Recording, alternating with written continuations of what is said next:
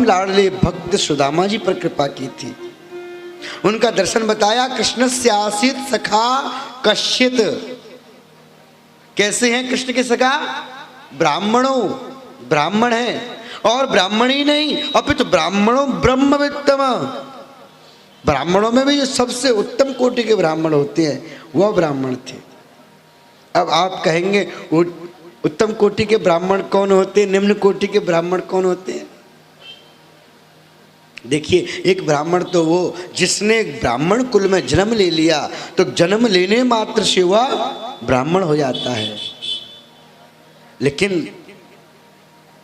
ब्राह्मण के बाद में जब वह गुरु मुख से गुरु मंत्र प्राप्त कर लेता है, यज्ञोपवीत संस्कार हो जाता है, वह ब्राह्मण में से द्विज हो जाता है।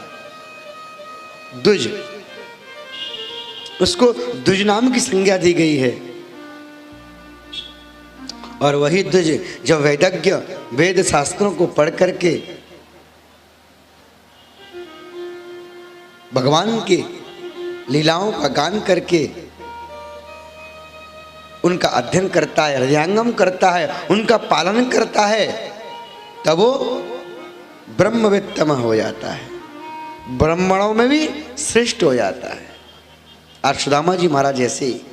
और भगवान सुदामा जी तो ऐसे, लेकिन ऐसे थे बेचारे, भगवान की पूजा सेवा तो करते थे, लेकिन खाने को घर में दाना नहीं था, पहनने को कोई वस्त्र भी सुंदर नहीं थे,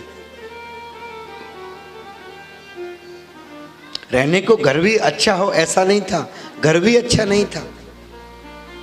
भगवान सूर्य की सारी किरणें उनके घर में प्रवेश करती थी। बारिश की अगर बूंद आ जाए ना, तो मान लो उनका घर ही बारिश की बूंदों का घर बन जाता था।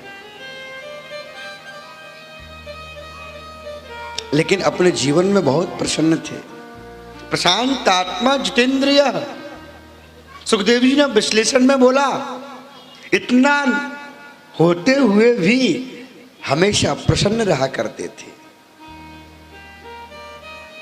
वाह सुदामा, जिनके पास खाने को अन्न नहीं, अगर एक दिन भोजन हो जाता है तो कहो 2 दिन तक भोजन ना हो, 4 दिन तक भोजन की व्यवस्था ना हो, 10 दिन तक भोजन की व्यवस्था ना हो।